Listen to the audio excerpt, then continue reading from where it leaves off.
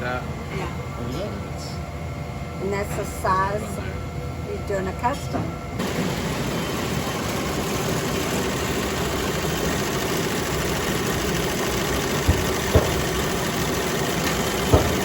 This is doing a lot.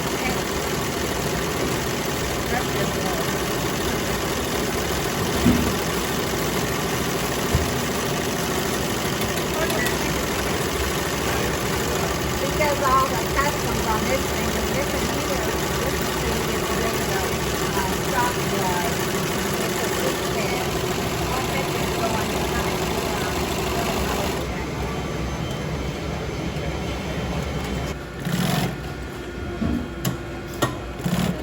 She's already made all the fingers.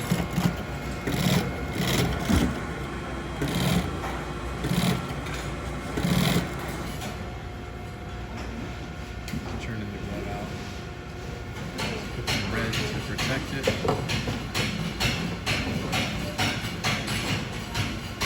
Just gotta do one by one. Pro strap. So she's lacing them. And it's her birthday, as you can tell by the happy birthday. And it takes her like 20-25 minutes to do a glove. It's actually pretty quick. Yeah, that's very quick.